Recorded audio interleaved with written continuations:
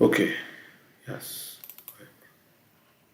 Okay, Prabhu. So this is titled Dainya Bodhika song by Narottam Das Thakur, part of Pratna.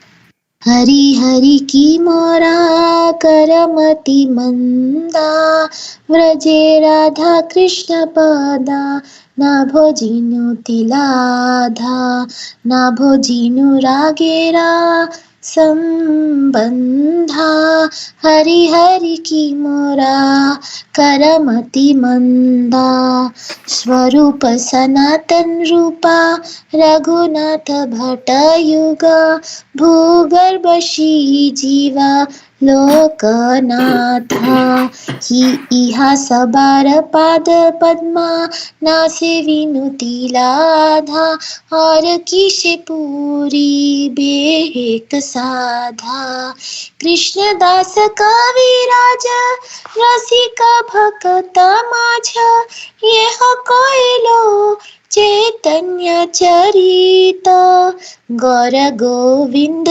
लीला শুনিতে গলয়ে শিলা তাহাতে না হইলু মোর চিত্তা সে সব ভক্তা সঙ্গ ये করিলু তারা সঙ্গ তারা সঙ্গে কেনে নহিলু বাসা কি মোরা দুঃখেরা কথা জনম গয়নু ব্রথা দেখ দেখ narrow तामदासा Hare Krishna Krishna Krishna Hare Hare Hare Ram Ram Ram Hare Hare Translation. O Lord Hari, how wicked I am. I did not worship the lotus feet of Radha and Krishna in Vrajbhumi even for half a moment, and I am completely unable to understand the mellows of transcendental love.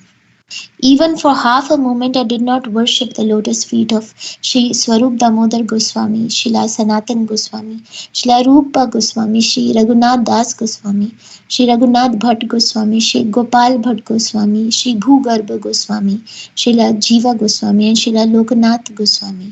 How will it be possible for me to attain my desire? Among the devotees, Krishna Das Kaviraj is extremely expert at relishing the transcendental nectar of the mellows of love of God.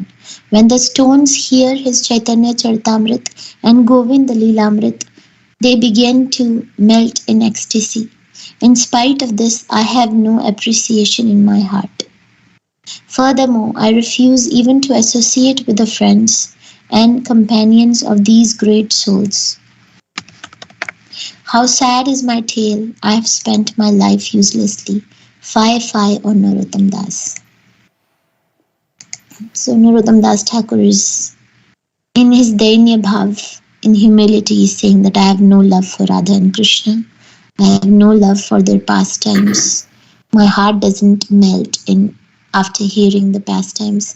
Even the stones are melting. But hearing Chaitanya Charitamrit, Govind Lilamrit is the Ashtakali Leela of Radha Krishna, but it has no transformation on my heart. My heart is steel framed. So I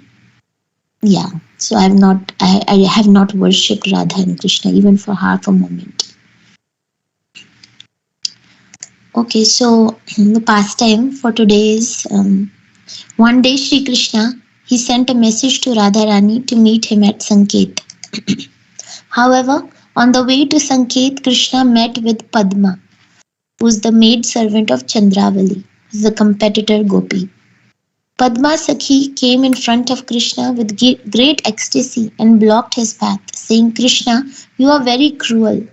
We all have become so tired by searching for you all over the place. Still, we could not find you anywhere. What shall I tell you about our dear Sakhi Chandravali? By her sadness, even stones melt. O Vidagdha Nagar, please meet with Chandravali at least once and save her life.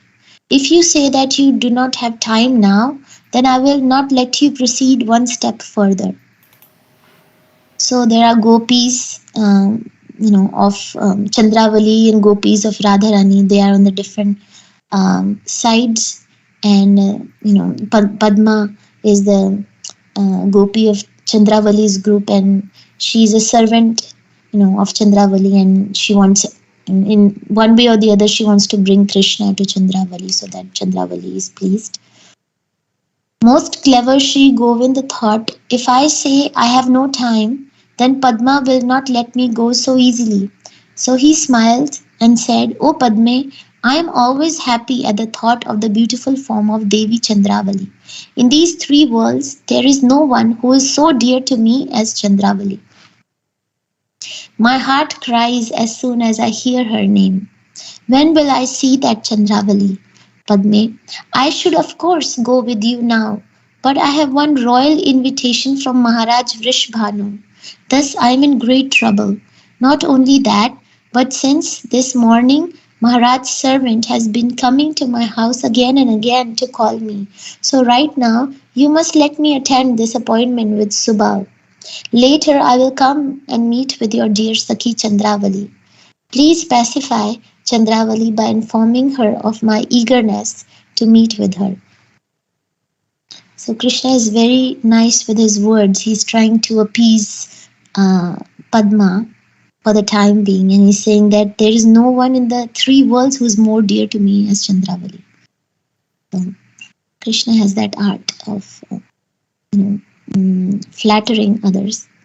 Thus, with his politeness, Krishna pleased Padma and readied to take leave of her. But at that time, Chandravali reached there along with all her Sakhis. When Krishna saw Chandravali, he took her inside the Kunja. There he engaged with Chandravali in many pastimes. Holding Krishna's two hands in hers, she said to him, O Nandanandan, I have been wandering all over the forest, keeping aside all my duties just to have darshan of you. Sometimes I get to see you and sometimes I don't. When I get the chance to see you on that day, the 4 prahars passed like one moment. I am simply living because of your love. Clever Krishna told Chandravali with sweet voice, Pran Priye, I have no words to speak to you. Ask Padma, she will tell you about my eagerness for you. I wander all over the forest in search of you, and if once someone utters the name Chandra, immediately I lose my patience. Even if I see the moon in the sky, I am reminded of you. All my senses desire to associate with your body. Priye, I have now revealed my mind to you. While Sri Krishna and Chandravali were talking with each other like this, Sri Radha's Sarika, that's the parrot of Radharani, was sitting on the branch of a nearby tree listening to everything. The Sarika then went immediately to the assembly of the Sakhis of Radharani and reported the conversation she had heard between Sri Krishna and Chandravali. Lalita became very angry to hear that Sri Krishna had gone to meet with Chandravali. She said to other Sakhis, you all go to the house of Govardhan Malla. Govardhan Malla is the husband of Chandravali. And Lalita is instructing the Sakhis, you go to her husband's house and inform him of this, that he should keep his wife confined inside the room. The Sakhis then went to the home of Karala. Karala is the mother-in-law of Chandravali. She became very angry to hear their news and went to the Kunja of Chandravali in an angry mood.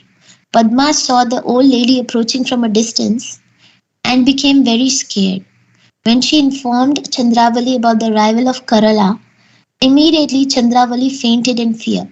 Krishna very affectionately said, there is no fear, I am here to protect you. Then immediately Krishna accepted the form of Kaityani Devi, that's Durga Devi. Chandravali's Sakhis were very happy to see Krishna in that form. In the meantime, Karala reached there with great anger and said, now I have understood your mentality. You all are taking my daughter-in-law and wandering in the forest every day just to get association of other persons. Today I will arrange proper punishment for all of you for this. So hearing these words from the old lady Padma, said, why are you talking these cruel words? We have brought your daughter-in-law just to worship Devi Katyani. Just see how your daughter-in-law is worshipping Devi, praying for the well-being of your son. Devi was here in her real form, but by seeing you, She has accepted this deity form. Karala became very pleased to see this and blessed all the Sakhis. Chandravali offered her obeisances to her mother-in-law. Karala blessed Chandravali and took her back to the house with great affection. After they left, Subal said, O chief of all magicians, Krishna, today your knowledge about magic has become successful.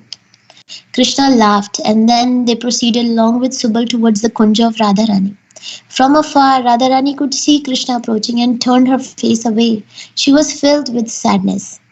Lalita told Krishna, You are a cheater. You are always engaged in enjoying with others' wives in different kunjas. Do not take one step closer. If you want to maintain your life, then go back to her with whom you were so busy enjoying till now. Give up your hope for this place. Hearing from Lalita like this, Krishna spoke with choked voice. Lalite, why are you angry with me? Who is without fault? I cannot survive without Radharani for even one moment. She is Ishwari, the controller of my life. Radha's name, form, and qualities are my life and soul. You are my Anuradha. Please save me from this danger. After appealing to Lalita like this, Krishna approached Radha with folded hands, sitting at her lotus feet, bathing them with the tears falling from his eyes. Shri Krishna appealed to Radharani in a pathetic voice, saying, Oh Rai, please save me, please save me. Manini Radha did not even look upon him even once. Finally, Krishna left the kunja in great sadness. Seeing the pitiable condition of Krishna, Vishakha could not control herself. She said, Radhe, it's not proper for you to show your anger to Krishna like this. You know very well that Sri Krishna is naturally wicked. Even knowing this, you have developed love for him. Now you have no other choice. But do you know, Radhe, he is very much attached to you. He cannot live without you even for a moment. Please heed my words and give up your anger. When Radharani heard this from Vishakha, she became very angry and said, Vishakhe, what kind of chief Sakhi are you? You are requesting me again and again to forgive this wicked Krishna? Vishakha then went to see Krishna and informed him of Radha's severe anger. Krishna said to her, If Radharani is not happy with me, then I will give up my life. Vishakha could understand the mental pain and suffering of Sri Krishna and said, Nandanandan, the only way to please Rai is to meet with her. Hearing this from Vishakha, Krishna very eagerly asked, Please tell me, how can I meet with Radharani? Vishakha replied, You can come in the form of Shyama Sakhi, holding a veena in your hand. We will glorify you and ask you to play on your veena. When you play, Rai will definitely be pleased with you. Thus Shri Krishna dressed himself like a musician and with a veena in his hands went to the assembly of Radharani and all the Sakhis. Radharani asked, Who is this person? Vishakha said, She is Shyama Sakhi. Her service is to play the veena. She has come here after hearing your great qualities. Shri Radha ordered Shyama Sakhi to play on the veena. Krishna, who is the guru of all musicians, started to play the veena, creating a sweet sound vibration. When Radharani heard this, she was in great ecstasy. Immediately she embraced Krishna in the form of Shyama Sakhi, who embraced Radharani in return.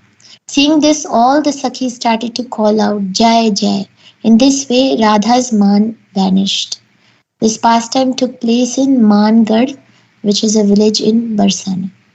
I think we went to that Mangad. Yeah, it's right next to the Shriji temple. So thank you, Prabhuji. Thank you. Nice pastime. So I just missed this part where Shamasaki comes with his veena and plays, and then what breaks the man of Radharani? Just the veena playing.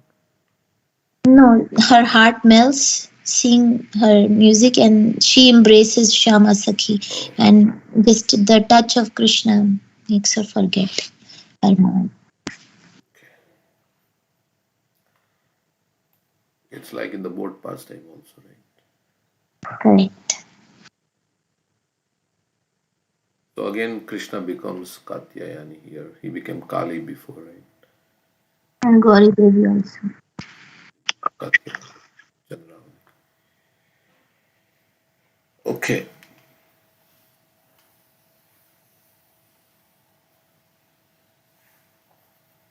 Anything else I would like to say? Well, I'd like to welcome Lakshmi Priya. Where is Lakshmi Priya? You want to say something?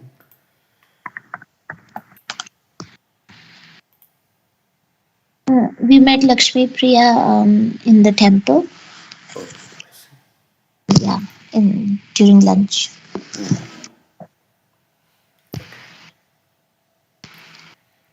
Okay. Anybody else like to say anything before we read Bhagavatam?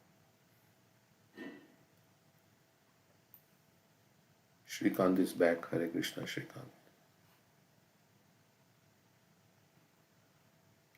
Okay, so Hare Krishna Prabhuji. we will read some verses. Let's see, and then we can read Krishna book.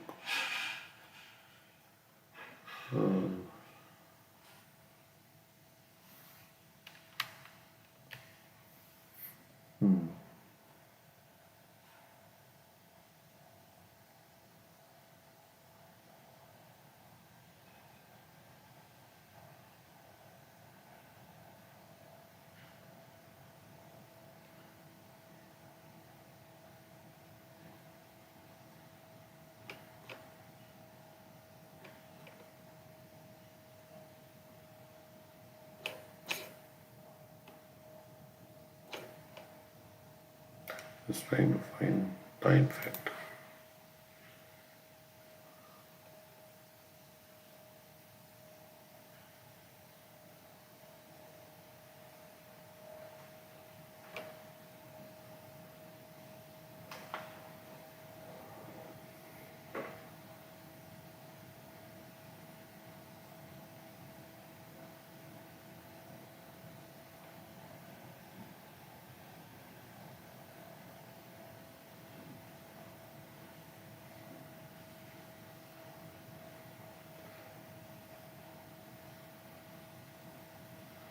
We can read from verse number 20, I think.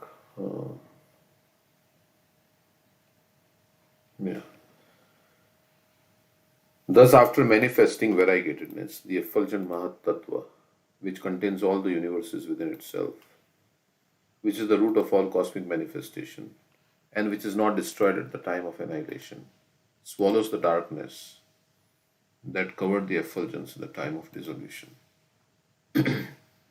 So, Krishna's glance and time factor agitates the Mahat Tattva, and all the varieties come about. So, again, it goes back into Mahat Tattva. Okay, so since the Supreme Personality of Godhead is ever existing, all blissful and full of knowledge. So many times we have come out of Mahavishnu and then gone back into Mahavishnu's body. Then again we have come out. So many lifetimes of Brahma we have been in and out. And when we are inside the body of Mahavishnu, we are in dormant state, sleeping for a long time, like that. So Prabhupada said previously, this is a chance to get out. Since the Supreme Personality of Godhead is ever existing, all blissful and full of knowledge, his different energies are also ever existing in the dormant stage. Thus, when the Mahat Tattva was created, it manifested the material ego and swallowed up the darkness which covered the cosmic manifestation at the time of dissolution. This idea can be further explained. A person at night remains inactive, covered by the darkness of night. But when he is awakened in the morning, the covering of the night or the forgetfulness of the sleeping state disappears. Similarly, when the Mahat Tattva appears after the night of dissolution, the effulgence is manifested to exhibit the variegatedness of this material world. So it is night time and then Mahat Tattva again appears. Then it disappears, then it appears. Like when Mahavishnu breathes in, then everything goes in the body of Mahavishnu. Then again manifests, like that it goes on. Bhutva bhutva praliyeta. Prabhupada says in the Bhagavad Gita, quoting that it is coming again and again and it is destroyed, this material existence. And we have been through so many creations. The soul has been through so many creations. The mode of goodness, which is the clear, sober status of understanding the personality of Godhead, and which is generally called Vasudev or consciousness, becomes manifest in the Mahatattva. This is all very technical. The Vasudev manifestation or the status of understanding the Supreme Personality of Godhead is called pure goodness or Shuddha Sattva. In the Shuddha Sattva status, there is no infringement of the other qualities, namely passion and ignorance. So Shuddha Sattva means goodness, and Shuddha means pure goodness. When one is in pure goodness, that is called the Vasudev manifestation. In that state, we can understand Krishna, Vasudev. In the Shuddha Sattva status, there is no infringement of other qualities, namely passion and ignorance. So the pastimes of Krishna are also not affected by the modes of material nature. They are in pure goodness. And here also, a similar shadow pastimes are there of the jiva, not pastimes, but activities of the jiva are there, but they are shadow, they are affected by the modes. In the Vedic literature, there is mention of the Lord's expansion as the four personalities of Godhead, Vasudeva, Sankarshan, Pradyumna, and Aniruddha. Here in the reappearance of the Mahatattva, the four expansions of Godhead occur. He who is seated within as super soul expands first as Vasudeva. The Vasudeva stage is free from infringement by material desires and is the status in which one can understand the Supreme Personality of Godhead, or the objective which is described in Bhagavad Gita as Adbhut. This is another feature of Mahatattva. The Vasudeva expansion is also called Krishna consciousness, for it is free from all tinges of material passion and ignorance. So in Vasudeva state, of course we understand Krishna's pastimes to some degree, but in Vasudeva state, I think you get more realization and you can actually be, you can perceive Krishna and everything. This clear state of understanding helps one to know the Supreme Personality of Godhead. The Vasudeva status is also explained in Bhagavad Gita as Kshetrajna, which refers to the knower of the field of activities as well as the super knower. The living being who has occupied a particular type of body knows that body, but the super knower Vasudeva knows not only a particular type of body but also the field of activities and all varieties of bodies. In order to be situated in clear consciousness or Krishna consciousness, one must worship Vasudeva. Vasudeva is Krishna alone. When Krishna or Vishnu is alone, without the accompaniment of his internal energy, he is Vasudeva. When he is accompanied by his internal potency, he is called Dwarkadish. To have clear consciousness or Krishna consciousness, one has to worship Vasudeva. But that is without his internal energy. I don't understand. It is also explained in Bhagavad Gita that after many, many births, one surrenders to Vasudeva. Such a great soul is very rare. Which verse is that? Many, many births. Bahunam janmanam jnanamanam prapadim Vasudev sarvamiti sa mahatma sudurlabha. Why after many, many births Krishna is seen? Is there any reason why we cannot? Because Jnanavan, right? One who is knowledge. I mean, the reason we are here in the material world, just, we want to enjoy, and then this tendency of envy towards Krishna doesn't go away so easily. So many, Krita Punya Punja, right? After many, many lifetimes of accumulating transcendental pious activities. And Brahman Brahmite Kono Bhagyavan Jeev Guru Krishna Prasade Paya Bhakti Lata Bij. After many, many lifetimes, we come in contact with the Guru. And then we are ready to take instructions from the Guru and become fortunate.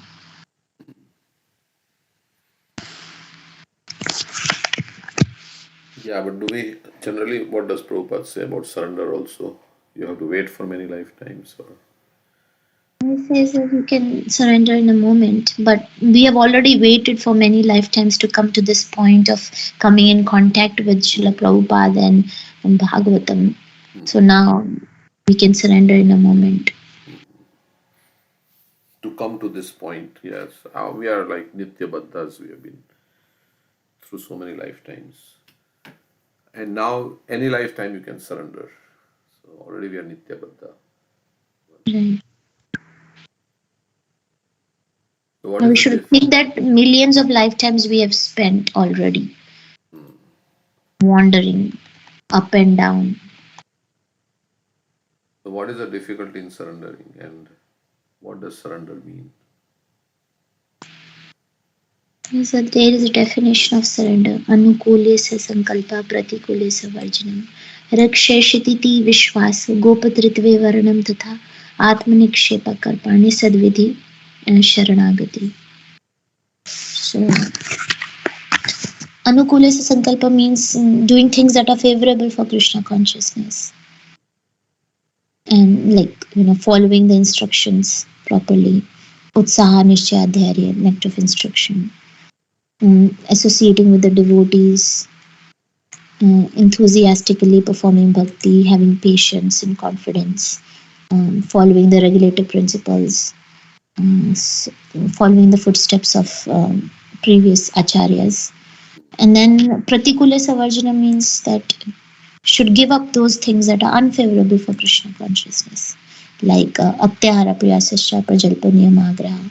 Act of instruction, Rupa Goswami says that you should not eat more than necessary or over endeavor or unnecessarily talk about that's prajalpa, talking about mundane things, and niyam agraha, just ritualistically following the practice of bhakti or even rejecting the rules and regulations.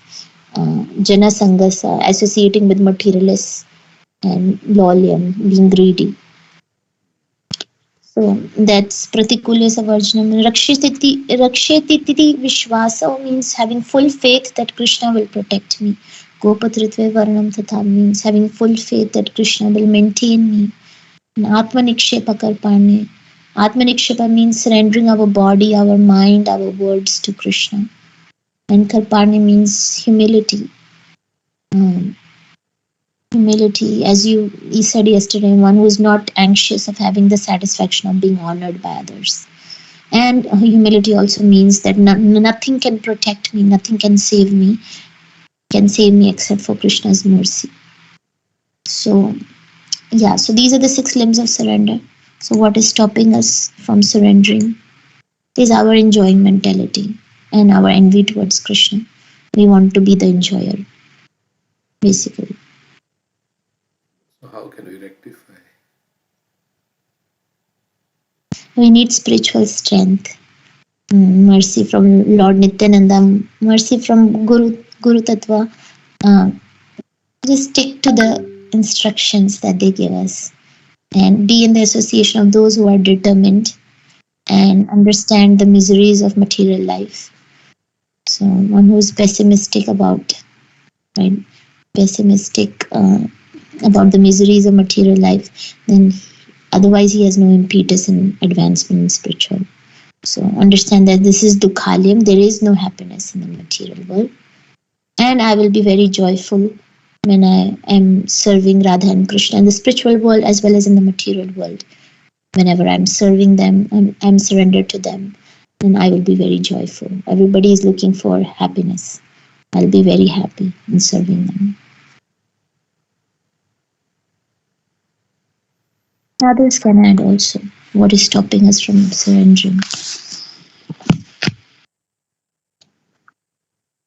The one you already said it, Mataji. That's in my mind. Like we have an enjoying mentality, propensity to enjoy this material world.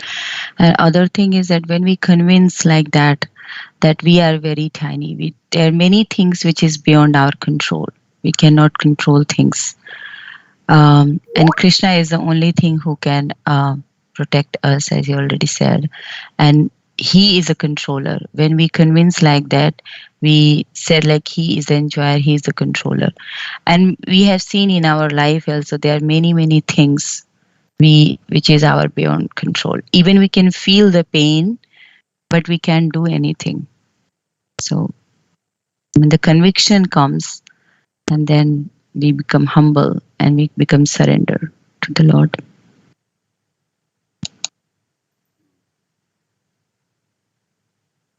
And then this verse is there here. You want to tell?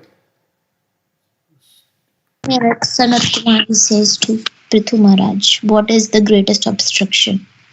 There is no stronger obstruction to one's self-interest than thinking other subject matters to be more pleasing than one's self-realization. Means we'll get pleasure somewhere else, other than Krishna's service. We'll get pleasure somewhere else. Having this understanding, that's the greatest obstruction. So, what if we are not getting pleasure in Krishna's service, but we are finding more pleasure in sense enjoyment? So, if we have that situation, then what to do?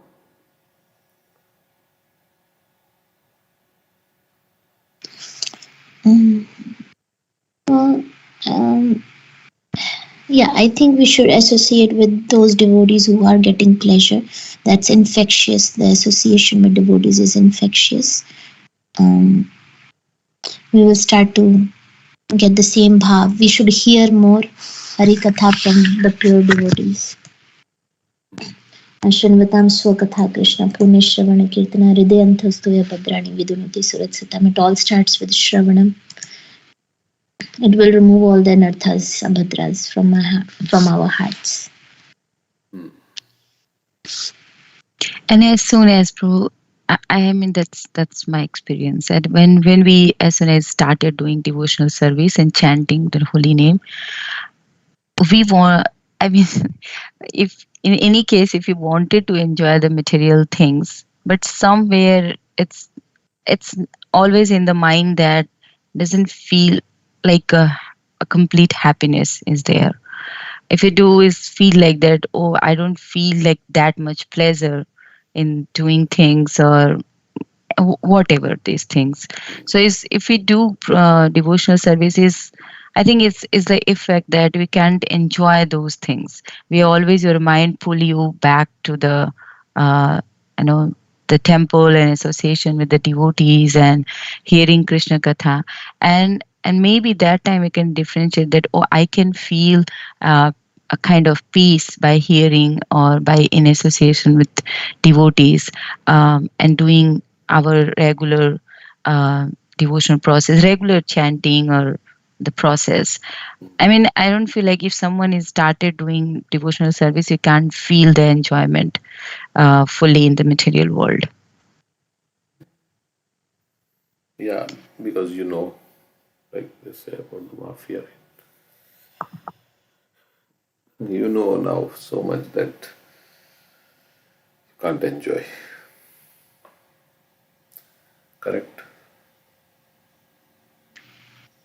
Right. Can I,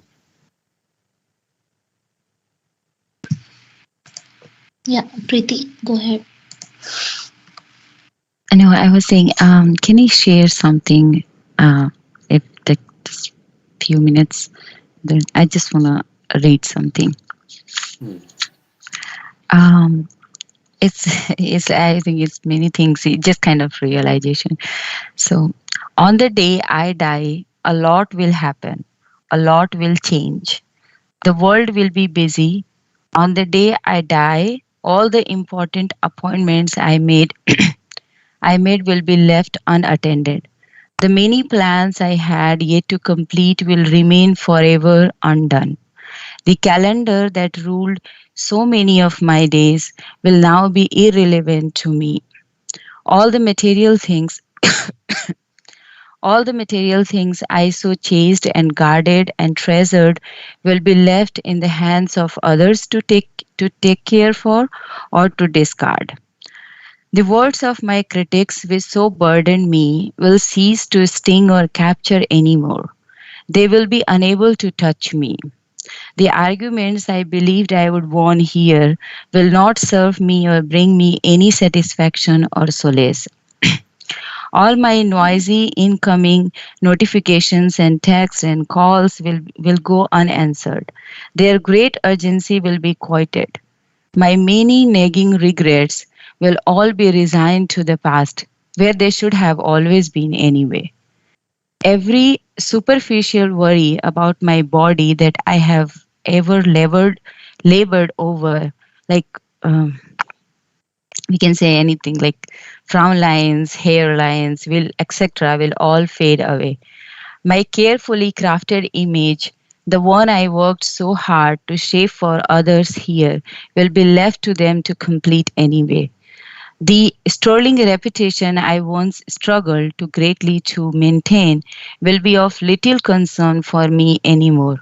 All the small and large anxieties that stole sleep from me each night will be rendered powerless. The deep and towering mysteries about life and death that so consumed my mind will finally be clarified in a way that they could never be before while I lived. These things will certainly all be true on the day that I die. Yet, for as much as will happen on that day, one more thing that will happen. So it's like if someone practicing is about that. So being in a Krishna consciousness, there will be no fear at the time. There will be no void. I won't feel cheated and ready to fly. And so, knowing this while I'm still alive, I will try to remember that my time is finite and fleeting and so very precious, and I will do my best not to waste a second of it. I will try not to waste or squander a priceless moment worrying about all the other things that will happen on the day I die, because of many of those things are either not my concern or beyond my control. It's easy to waste so much daylight in the days before you die. So don't let your life be stolen every day by all that you have been led to believe matters. Because on the day you die, the fact is that much of it simply won't. So yes, you and I will die one day, but before that day comes, let us live in Krishna consciousness.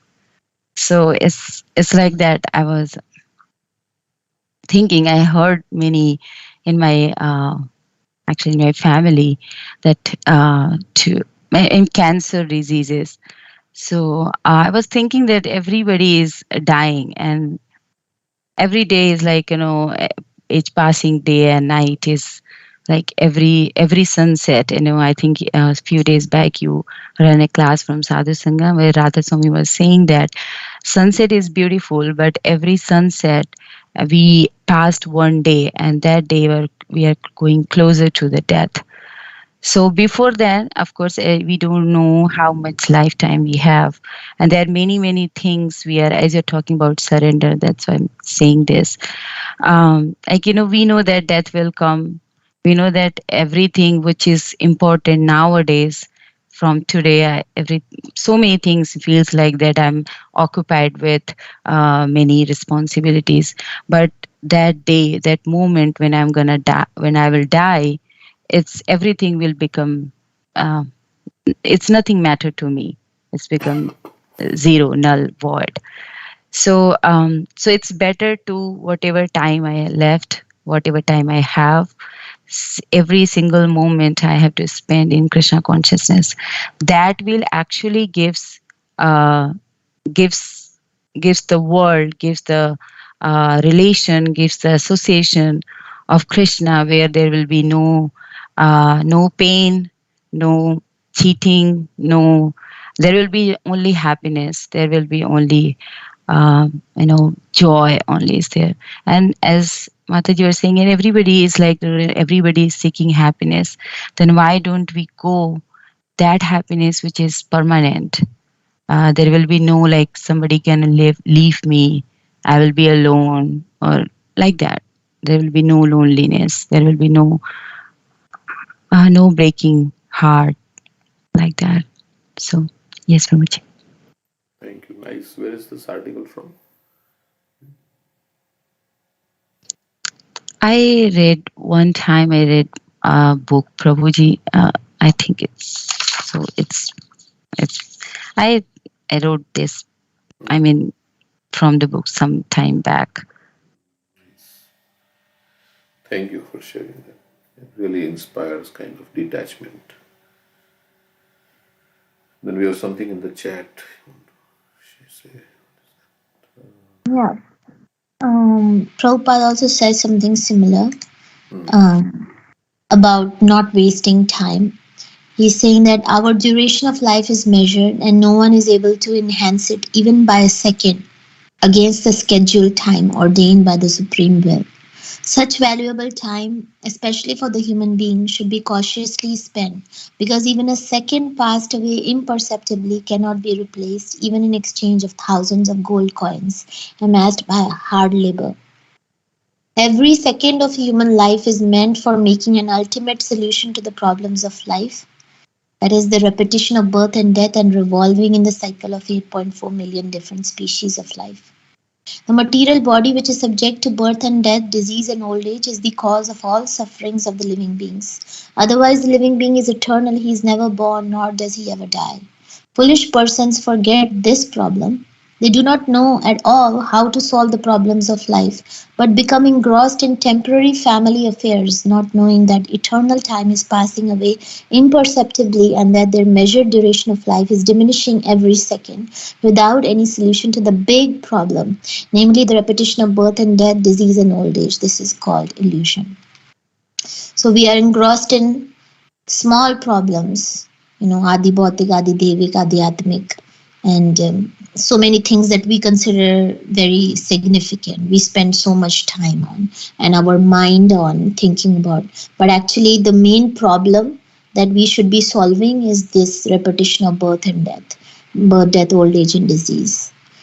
Every second of life, human life, should be spent in solving that big problem, as Prabhupada is saying. And when we come at the time of death, we will not be able to enhance it by even one moment. So this means every moment counts. So we should think what will be significant for me at the time of death. Let me focus on that right now. The rest, everything, as Preeti is saying, is insignificant. It's null and void. It's useless. So why bother spending so much time or worrying about so many things which are insignificant? Like also to Tamal Krishna Maharaj, Prabhupada said, right? There are so many planets, and among these many planets, there is one Earth planet. In Earth planet, there are so many continents. There is this one continent, America, US, and among these, in USA, there is so many states. There is this one state, New York, and among these many states, there are so many cities, and there's so many roads, and there's one road in which there is one temple, and in that one temple this Tamal Krishna Maharaj is thinking that he is very significant. hmm. We are so tiny and our problems are also very tiny, so we should not make a mole mountain out of a molehill. All the problems that we think are problems are very tiny, except for this birth, death, old age, and disease. This is a big problem that we are trying to solve. Yeah, old age and disease, death are really, when we have to go through this, it's such a problem. So, we should focus on solving that problem. And honestly, these problems will, it's always remain. Nobody can solve the problems, whatever we think in the material world. Like before that, this problem existed. We have, we have these problems, and it doesn't mean like when I leave the body, does this problem will gonna solve? No, maybe next generation going through the same problem. Our parents had go the same problem, so it will remain in this world. But the best is to find a permanent solution, right? And that is Janma Mrityu Jara Vyadhi. We get out of this world. Yeah, material solutions to material problems creates even a bigger problem. There is no material solution to any problem. Bhakti is the only solution to all the problems.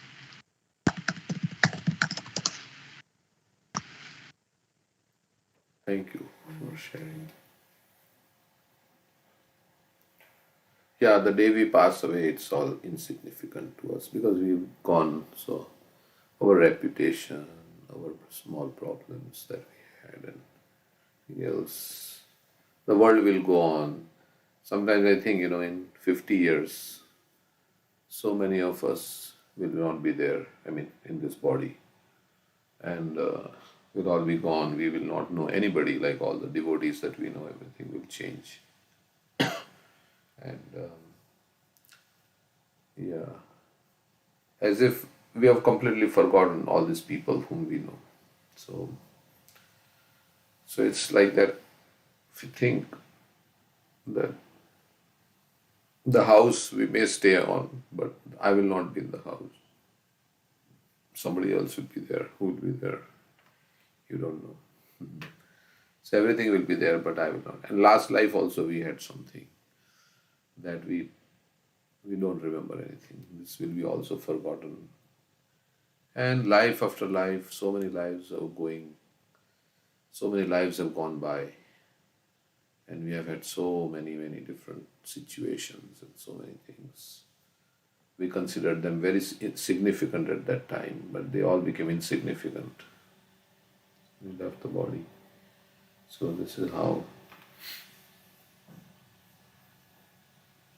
So now this Prabhupada says, now this remaining few years of life we should wholeheartedly serve Krishna, so that then of course Krishna will decide where we go, but we just serve wholeheartedly the remaining time that we have. Because a lot of years have gone by also, at least for me. So, okay. After the manifestation of the Mahatattva, these features appear simultaneously. As water in its, so there is an effulgence that comes about with the manifestation of Mahatattva. As Prabhupada says, when you sleep at night, you are in darkness. But when morning comes, then again, you are in light. So Mahatattva disappears and everything is in darkness. Then Mahatattva appears back again for the next creation. And Mahavishnu breathes out, and then it's going on like that. As water in its natural state, before coming in contact with earth, is clear, sweet, and unruffled. So the characteristic traits of pure consciousness are complete serenity, clarity, and freedom from distraction. So one who is in pure consciousness is very serene, very calm, very composed, and his mind is as clear or as calm as a lake, placid lake. And there is clear consciousness, clarity, and he is not distracted. So freedom from distraction. The pure state of consciousness or Krishna consciousness exists in the beginning, just after creation. Consciousness is not polluted. The more one becomes materially contaminated, however, the more the consciousness becomes obscured. So we come in pure state of consciousness from the spiritual world. Then our consciousness gets more and more contaminated in different activities and like that. In pure consciousness, one can perceive a slight reflection of the Supreme Personality of Godhead. As in clear, unagitated water, free from impurities, one can see everything clearly. Like you can even see like a lake is there, you can see the rocks at the bottom of the lake, if the water is clear. So in pure consciousness or Krishna consciousness, one can see things as they are. One can see the reflection of the Supreme Personality of Godhead. One can see his own existence as well. So we say Atmavan Manyate Jagat. We see based on our consciousness. So in pure Krishna consciousness, we can see as everything everything as it is. This state of consciousness is very pleasing, transparent, and sober. In the beginning, consciousness is pure. Okay, any comments?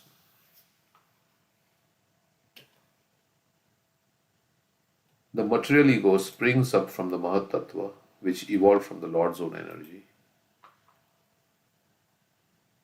The material ego is endowed predominantly with the active power of three kinds: goodness, passionate, and ignorant. It is from these three types of material ego that the mind, the senses of perception, the organs of action, and the gross elements evolve. In the beginning, from clear consciousness or the pure state of Krishna consciousness, the first contamination sprang up. This is called false ego, or identification of the body as self.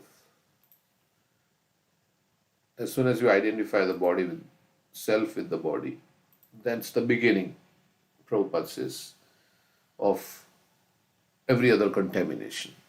The living entity exists in the natural state of Krishna consciousness, but he has marginal independence that this allows him to forget Krishna.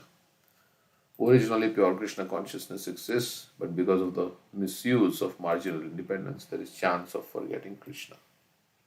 So all those who have come to material world have misused their independence. This is exhibited in actual life. There are many instances in which someone acting in Krishna consciousness suddenly changes. In the Upanishads, it is stated, therefore, that the path of spiritual realization is just like the sharp edge of a razor. So we may be Krishna conscious, and the next moment we may not be. Someone acting in Krishna consciousness, the situation may suddenly change. We may again go into Maya. So the path of spiritual realization is just like Churasya Dhara. What is that word? Churasya Dhara Nihitam. Prapya varan nibodhata. Uttishta jagrata. Prapya varan nibodhata. Shrasya dhara nishita duratya. Durgam patastat gavayo vadant. Says that please wake up and try to understand the boon that you have now received in this human form of life. The path of spiritual realization is very difficult. It is sharp like a razor's edge. And this is the opinion of learned transcendental scholars. So we have to do what it takes. Uttishta Jagrata. Now, Jagrata means wake up. Having Prapya. Prapya means obtained. Varan, the boon, Vara. Having obtained the boon of the human form of life. Now wake up.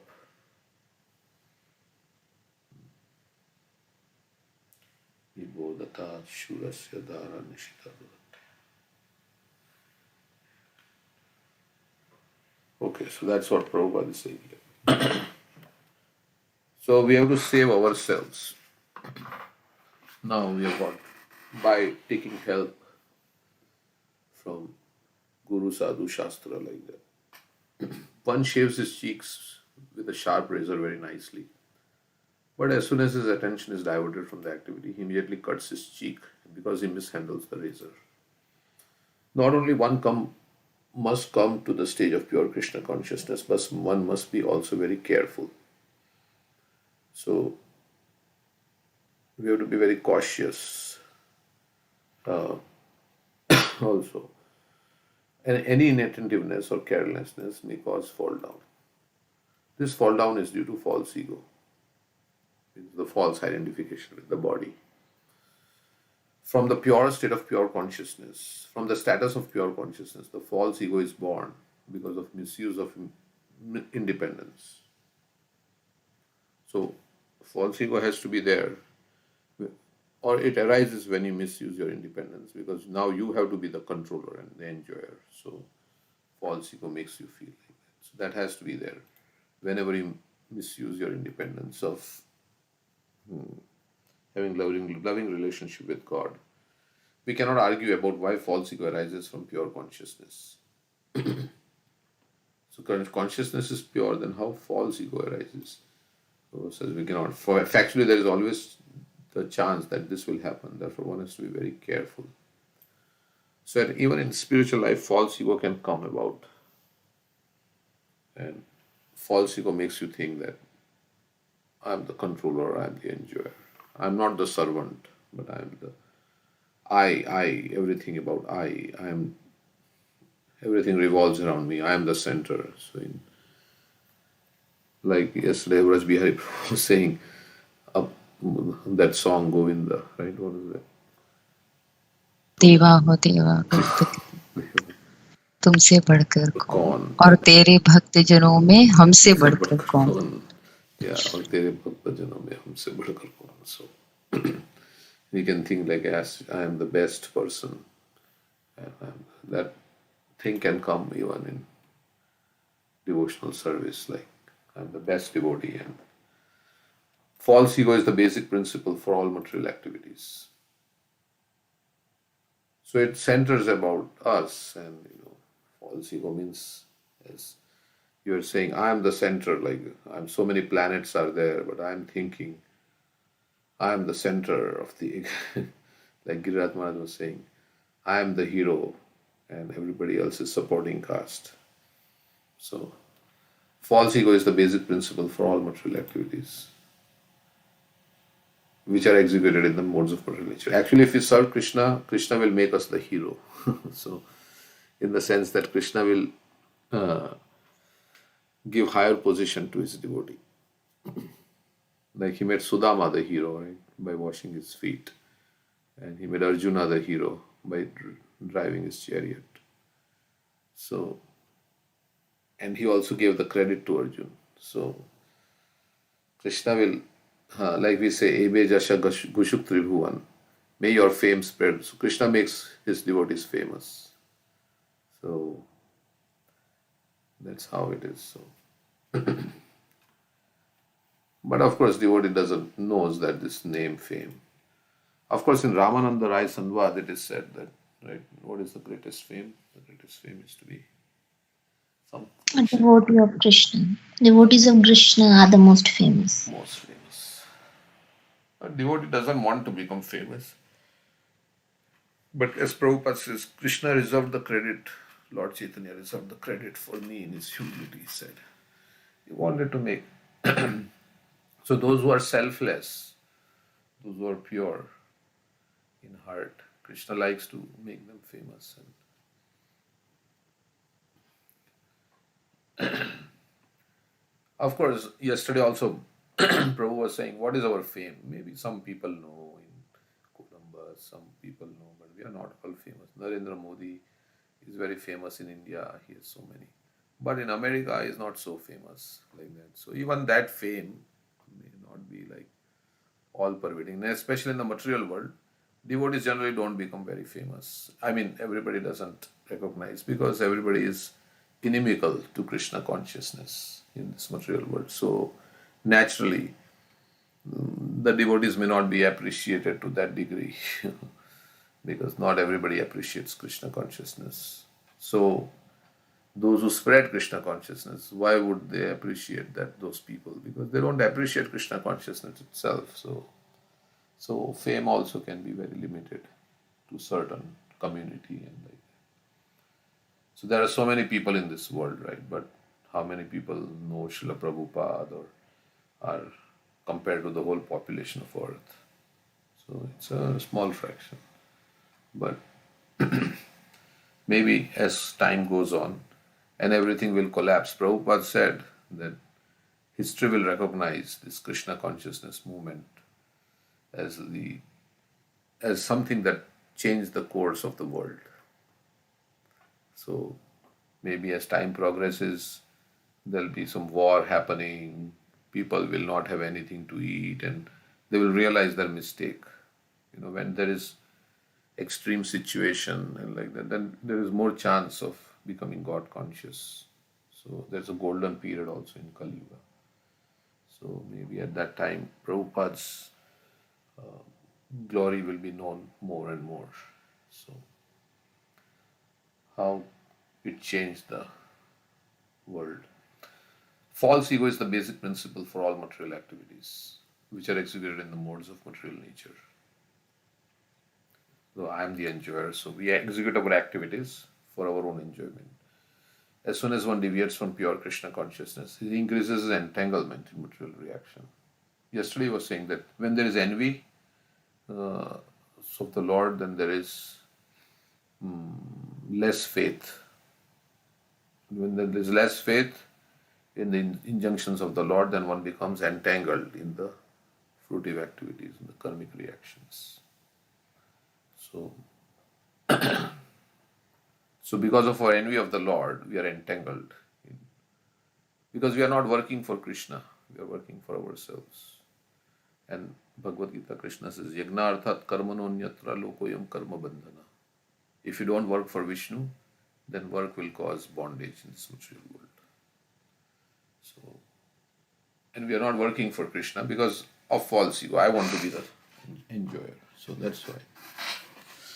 As soon as one deviates from pure Krishna consciousness, he increases the entanglement in material reaction. Because we are no longer working for Krishna. The entanglement of, or serving Krishna, the entanglement of materialism is the material mind. And from this material mind, the senses and material organs become manifest. Mind is the cause of bondage and mind is the cause of liberation.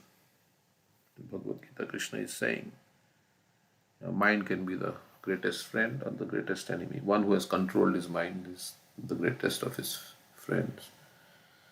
Not controlled. So, mind is the cause of bondage and mind is the cause of liberation.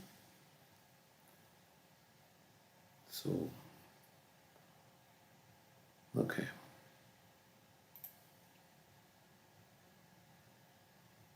We can stop here.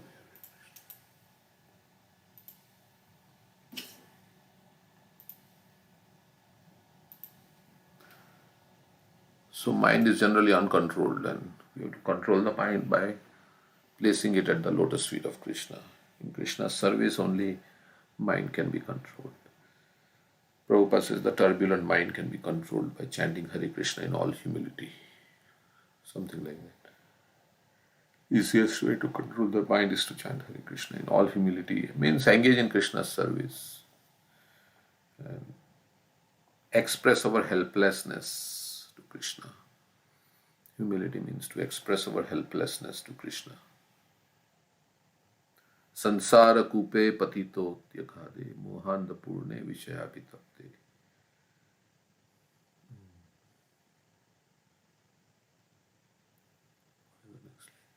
Sansara kupe patito tyakade.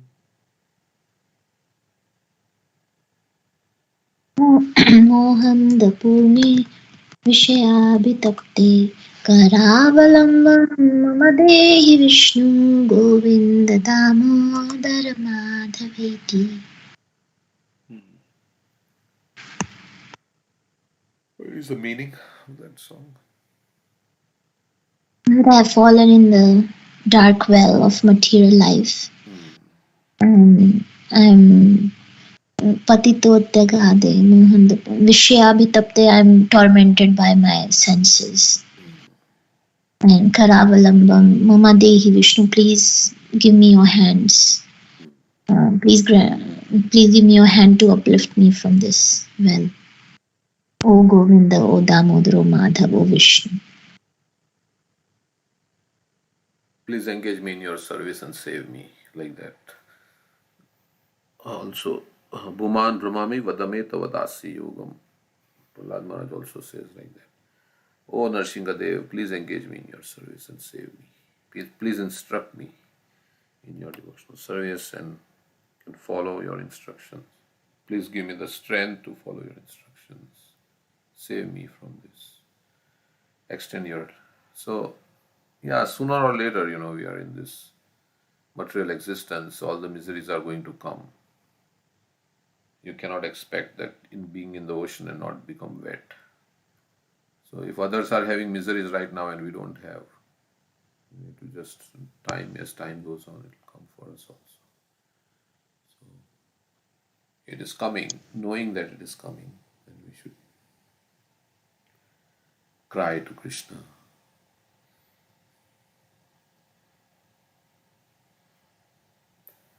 Okay.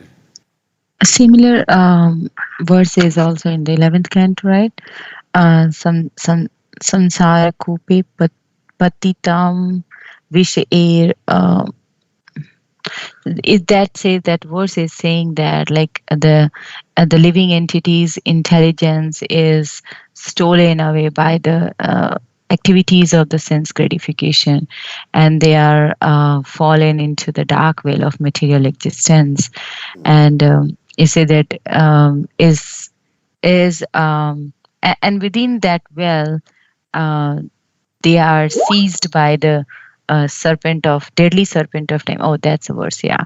Serpent of time. So only the supreme personality of Godhead who can save this poor living entity from that hopeless condition. This verse is saying, yeah. We can read the translation or the words. Yeah, this is said by Pingala. संसारकूपे पतितं विषयार् संसारकूपे पतितं विषयार्मुषीतीक्ष्णं ग्रस्तं कलाहीनात्मानं कोऽन्यस्त्रतुं वधिस्मरः. The intelligence of the living entity is stolen away by activities of sense gratification, and thus he falls into the dark well of material existence. Within that well, he is then seized by the deadly serpent of time.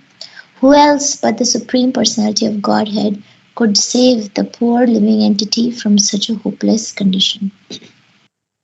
Yeah, so it's about that person who's, hanging from the branch of a tree and is about to fall in the well. But in this one, he's saying that he's already fallen in the well with the serpents.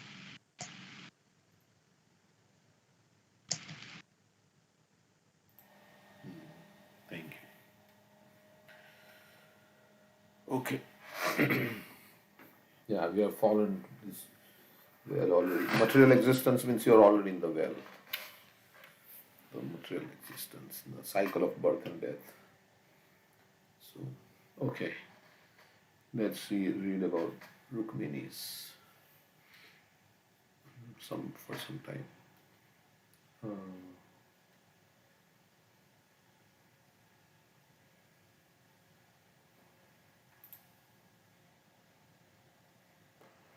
Balramji told Rukmini, "You should not be sorry that your brother has been made odd looking. Everyone suffers or enjoys the results of his own actions." Lord Balram wanted to impress upon Rukmini that she should not be sorry for the consequences her brother suffered due to his inactions. There was no need of being too affectionate towards such a brother. And then Balram told Krishna that he's our relative, we should not have. And then, as you were saying, that Balram only killed Rukmi in the dice game. Balram again turned towards Rukmini and informed her that the current duty of Kshatriya in human society is so fixed that according to principles of fighting, I think we read all this.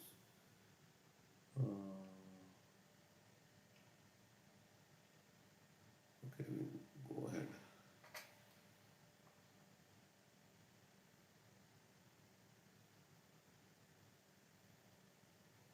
In this way, Balram reconciled the situation by his moral and ethical instructions to Rukmini and Krishna. To Rukmini, he stated further, the body is part of the material manifestation, consisting of material elements, living conditions, and interactions of the modes of material nature. The living entity or spirit soul being in contact with this is transmigrating from one body to another due to illusory enjoyment, and that transmigration is known as material existence. So, other than Krishna consciousness, no other, religions of the world, I don't know if they really talk about this transmigration and is caused by the illusory enjoyment. Does Christianity talk? I think they don't know. This contact of the living entity with the material manifestation has neither the integration nor disintegration. My dear chaste sister-in-law, the spirit soul is of course the cause of this material body, just as sun is cause of sunlight, eyesight, and forms of material manifestation. The example of sunshine and material manifestation is very appropriate in understanding the living entity's contact with the material world. In the morning, the sun rises, the heat and light gradually expand throughout the whole day. The sun is the cause of all material shapes and forms, for it is due to sun that integration and disintegration of material elements takes place. But as soon as the sun sets, the whole manifestation is no longer connected to the sun, which has passed from one place to another. When the sun passes from eastern to western hemisphere, the results of interactions due to sunshine in the eastern hemisphere remain, but the sunshine itself is visible in the Western Hemisphere.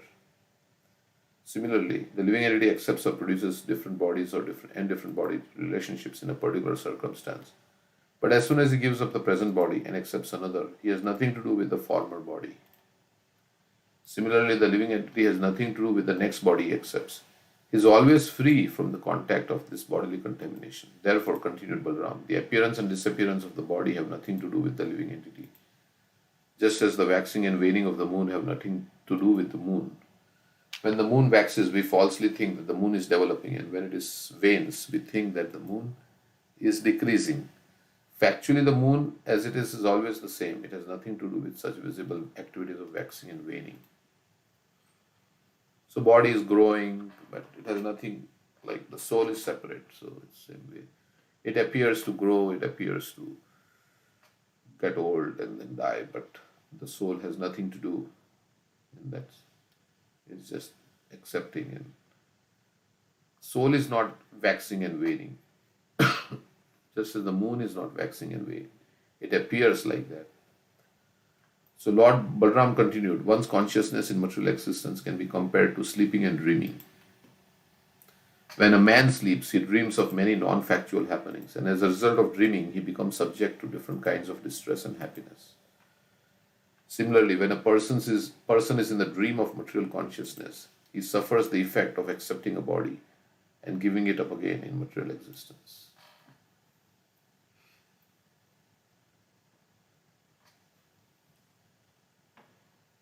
Opposite to this material consciousness is Krishna consciousness. In other words, when a man is elevated to the platform of Krishna consciousness, he becomes free from this false conception of life. In this way, Sri Balram instructed Rukmini in spiritual knowledge. He further addressed his sister-in-law thus. So Balram is giving some spiritual knowledge to Rukmini, how this material existence is like a dream and everything. Sweet smiling Rukmini, do not be aggrieved by false notions caused by ignorance. Only because of false notions one become unhappy. But one can immediately remove this unhappiness by discussing the philosophy of actual life. Be happy on that platform only. So, like somebody passes away, then we discuss second chapter of Bhagavad Gita. And that gives solace, right? I mean, of course, there is always sadness because we can't connect with that person. And we don't know where that person is gone. So, ultimately only Krishna knows.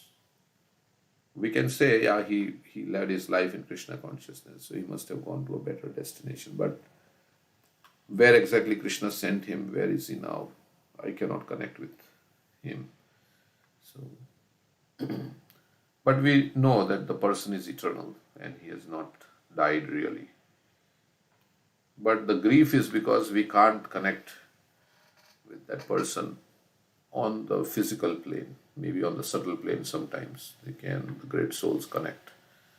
Like we heard about, one devotee was saying that how somebody came in the dream to say that, okay, I have my bank deposit here.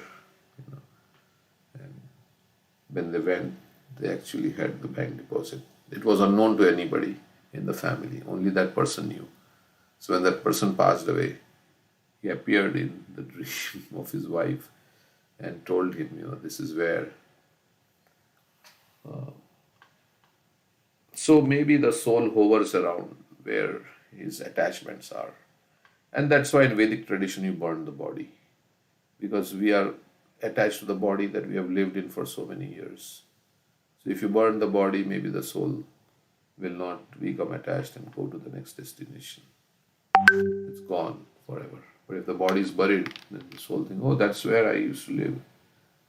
Sometimes we say like that, that's the house I used to live in. That's the apartment I used to live in. I lived for so many years. Then you have all the memories associated with that place. It may be not so pleasant memories, or it may be unpleasant memories, but this is how our mind. If it's pleasant memories, we like to remember. If it's unpleasant memories, we like to forget. So like that. The place is not good or bad, but depending on what experience you had there, basically that's how you like to remember that place. So, like that. After hearing such enlightening instructions from Sri Balram, Rukmini immediately became pacified and happy and adjusted her mind, which was very much afflicted by the degraded position of her brother Rukmi. So she was attached to her brother, and her brother was in a very difficult situation. So she was feeling that distress. As far as Rukmi was concerned, his promise was not fulfilled, nor was his mission successful. So he was not able to defeat Krishna, and then he said, I will not come back to my city until I defeat Krishna. He had come from home with his soldiers and military phalanx to defeat Krishna and release his sister, but on the contrary, he lost all his soldiers and military strength. He was personally degraded and very sorry. But by the grace of the Lord, he could continue to live his life to its fixed destination. Because he was Kshatriya, he could remember his promise that he would not return to his capital city, Kundina, without killing Krishna and releasing his sister. So don't try to fight with God. God is all powerful. If you try to fight with God, it will only bring about destruction. As Hiranyakashipu and everybody. So instead, cooperate with God. Take the side of God. Instead of being opposed to God, take the sides with God. Then you will be saved. So Bhishma Dev also wanted to show that, right? Say that no matter how great you may be, but if you are opposed to fighting on the opposite side, you will be vanquished. So, because he was a Kshatriya, he could remember his promise that he would not return to his capital city. Therefore, he decided in anger not to return to his capital city, and he constructed a small cottage in the village known as Bojakata, where he resided for the rest of his life. After defeating all the opposing elements and forcibly carrying away Rukmini, Krishna brought her to his capital city Dwarka and then married her according to the Vedic ritualistic principles.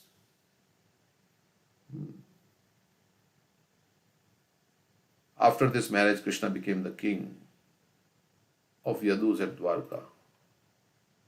On the occasion of his marriage with Rukmini, all the inhabitants were very happy, and in every house there were great ceremonies. So all the inhabitants of Dwarka were rejoicing at the marriage of Krishna and Rukmini. The inhabitants of Dwarka city were so much pleased that they dressed themselves with nicest possible ornaments and garments and went to present gifts according to their means to the newly married couple Krishna and Rukmini.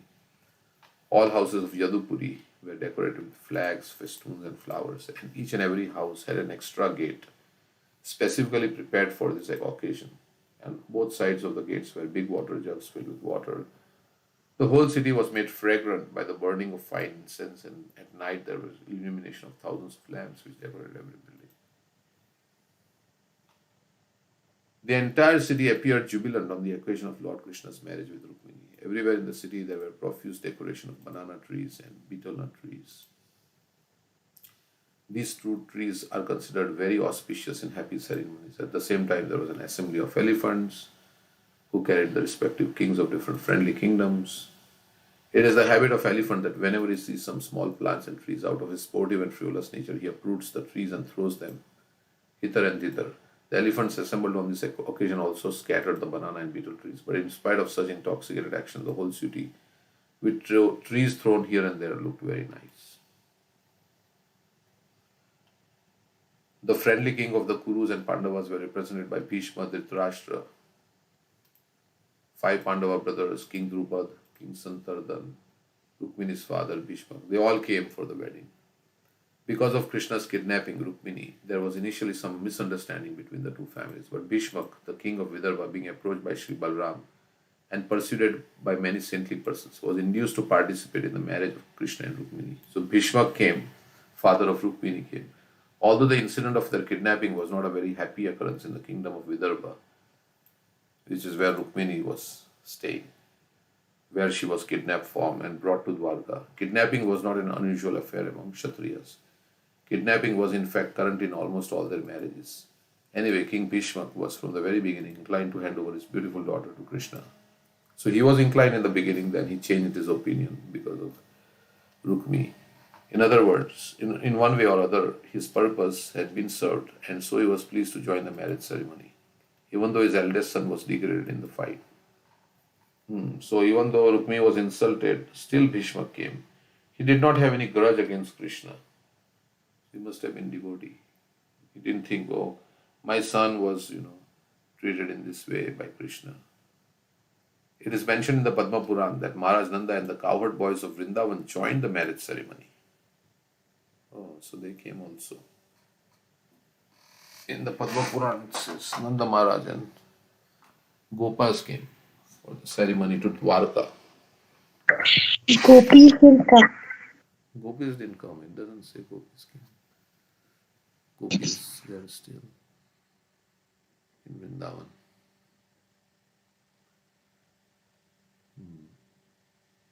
Kings from the kingdoms of Kuru, Srinjaya, Kekaya, Vidarbha, and Kunti all came to Dwarka on this occasion and met with one another very joyfully.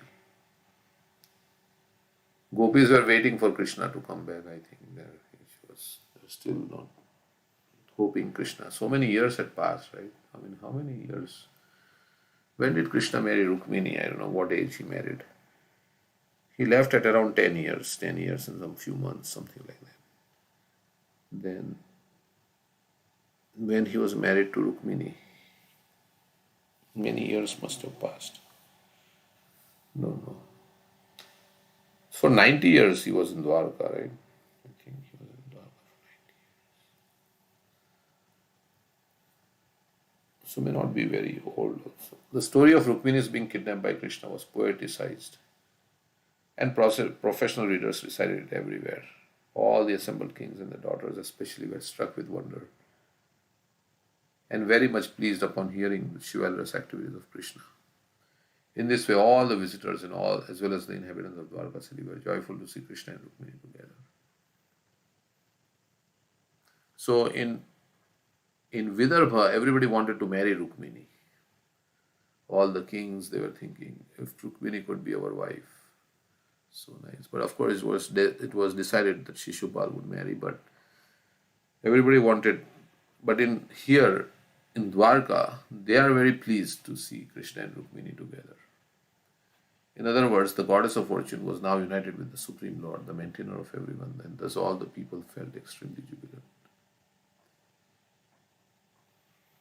Okay, so that's the thing. You can read about the child of Krishna and Rukmini tomorrow.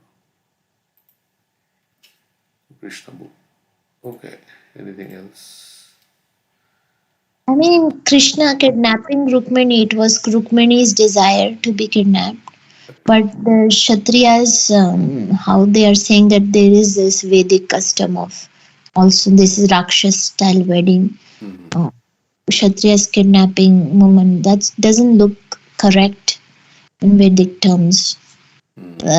And this can be misinterpreted also. Krishna also kidnapped Rukmini, but actually Rukmini wrote the letter and it was her desire to be kidnapped. So it's not really kidnapping. Good point, yeah. Yeah, I don't know that previously how it worked.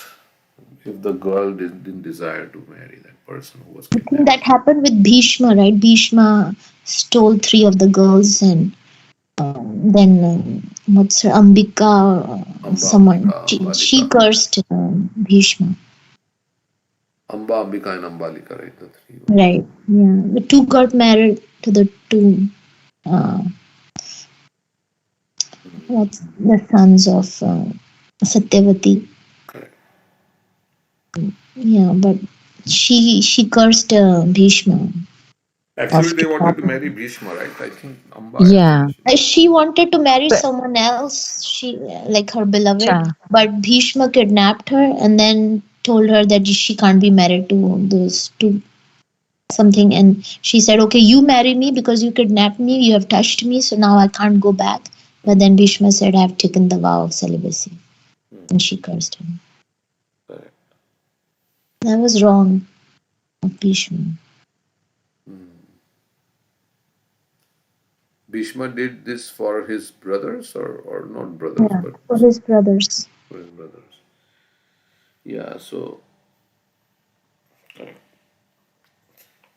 I think Arjun also did, right? Like Shubhadra, but on when that time when Balram he was not ready. He wants to get Subhadra wants. Duryodhana. I mean, yeah, Balram wants that Duryodhana. Subhadra gets married to Duryodhan, and he gave a word also. But Krishna said that Arjuna to go away. Subhadra wanted to marry But Arjun. yeah, Subhadra wanted to marry Arjun. Krishna very Arjun. facilitated that and arranged. That's what. I mean, in that case, also like Rukmani also wanted to marry Krishna. So